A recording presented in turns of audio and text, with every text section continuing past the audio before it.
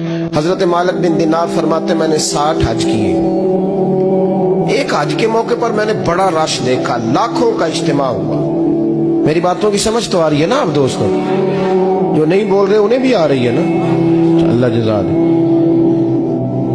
कहते लाखों का मजमा था तो मेरे दिल में ख्याल आया, मैंने कहा अल्लाह इतने लोग आए हैं, इनका हज कबूल भी हुआ कि नहीं?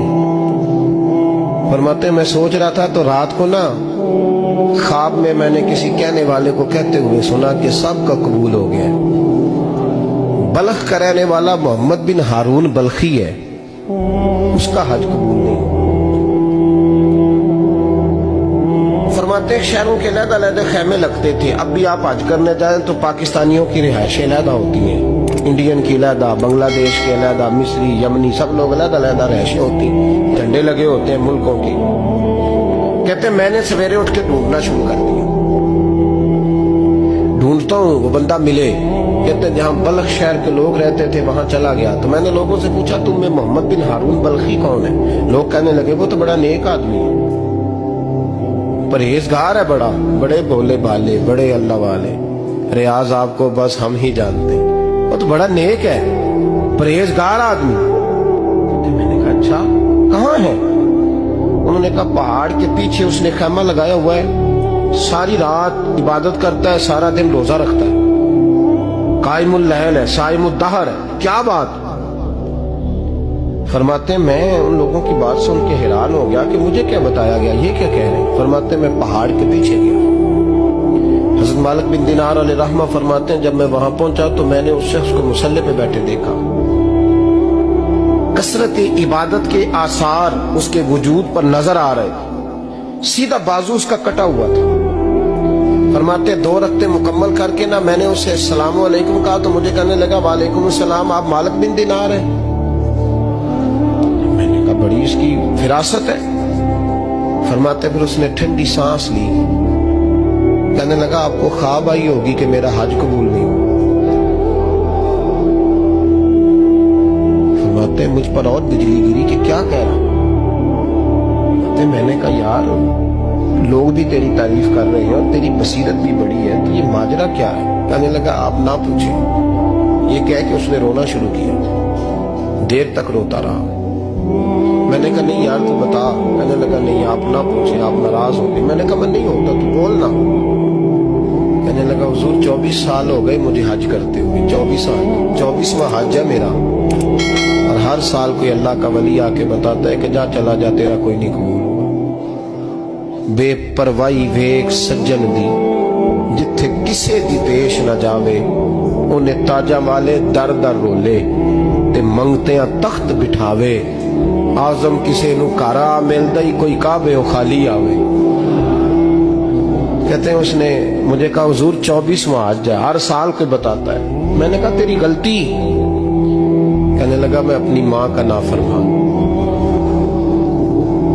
मैंने कहा वाकया क्या हुआ? कहने लगा हजरत अल्लाह ने मुझे दौलत दी, माल दिया, जमीनें दी तो मैं अय्याश हो गया। इमाम मालिक बिन दिनार रहमतुल्लाह अलैह फरमाते हैं मुझसे कहने लगा पैसे आए तो मैं अय्याश हो गया। रमजान का महीना था, असर के बाद मेरी अम्मा इफ्तारी की तैयारी कर रही थी, मैं गया, मैंने कहा शराब पी हुई, अम्मा रोटी दे। अम्मा कहने लगी शर्म कर, शर्म कर, रोजा रखा नहीं तो जिन्होंने रखा है उनका तो ख्याल कर। कहते अम्मा की बात का मुझे गुस्सा लगा। मैं कहा करता हूं बदनसीब है वो बेटा जिसका बाप उससे बात करते हुए डरता है कि पता नहीं कहां से बोलेगा।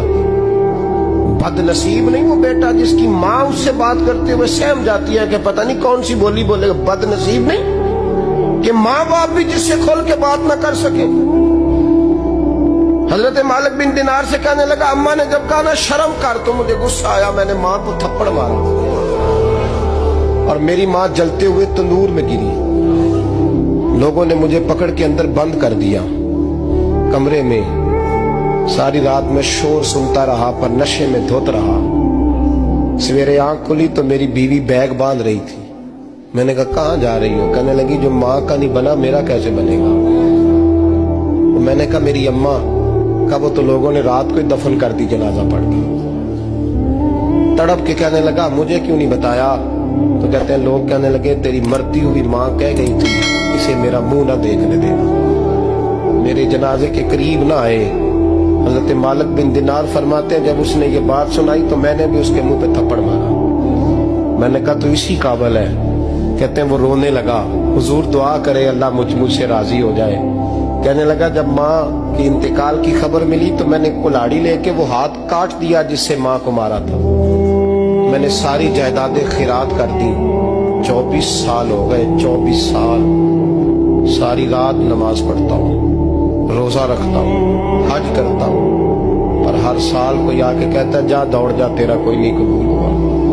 हुजूर दुआ करे मालिक राजी हो जाए।